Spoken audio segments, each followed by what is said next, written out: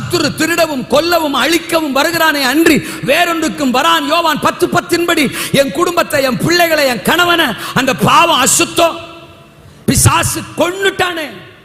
ரட்சிக்கப்பட்டும் ஞானஸ்நானம் எடுத்த பிறகும் கல்லறைக்குள்ள. அதனால எனக்கு கண்ணீர். என் கணவர் ஞானஸ்நானம் எடுத்ததுக்கு அப்புறமும் குடிக்கிறார். என் மனைவி ஞானஸ்நானம் எடுத்ததுக்கு அப்புறமும் கெட்ட வார்த்தை பேசுறா, கீழ்ப்படிய மாட்டா, என் கணவரை அடிக்கிறார். குடும்பத்தில் ஞானஸ்நானம் பெற்ற குடும்பம்னே சொல்ல முடியல. ஊர் சிரிக்குது அழுகிறதுக்கு பதிலா, சபா அழுகுது, பாஸ்டர் அழுகிறாரு. என்னால என் பாஸ்டருக்கு நிம்மதி இல்லை, என்னால என் சபைக்கு நிம்மதி இல்லை. என்ன நினைச்சு பாஸ்டரும் பாஸ்டர் குடும்பமும் ஒவ்வொரு நாளும் கலங்கி அழுதுகிட்டு இருக்கிறாங்க.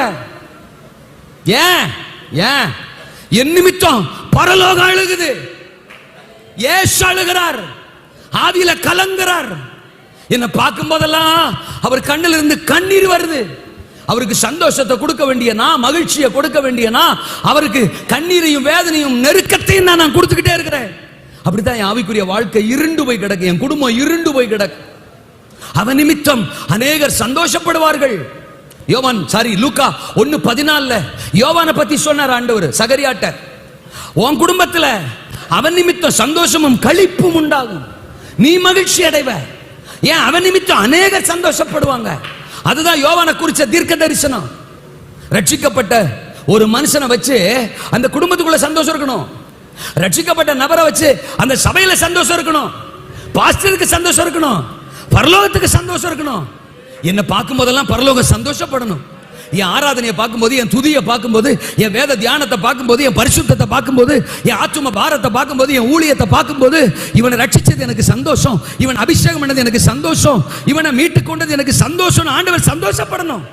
என மனம் திரும்புகிற ஒரு பாவி நிமித்தம் பரலோகத்திலே மிகுந்த சந்தோஷம் உண்டாயிருக்கும் என்று வேதம் சொல்லுகிறதே.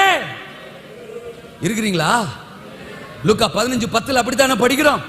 ஆனா ஏன் மனம் திரும்புதல் ஆண்டவரை சந்தோஷப்படுத்துதா? ஏன் ரட்சிப்பின் வாழ்க்கை ஆண்டவரை கலிகுற பண்ணுதா? லாசரு நிமித்தம் இங்க இயேசு சந்தோஷப்படுறாரா? லாசரு நிமித்தம் இங்க இயேசு அழுகிறாரா? என் நிமித்தம் பரலோகத்துக்கு சந்தோஷமா இல்ல ஆண்டவருக்கு சங்கடமா? 1 சாமுவேல் 11:15 சொல்றார், சவுலை ராஜா வாக்கினது எனக்கு மனஸ்தாபமா இருக்கிறது.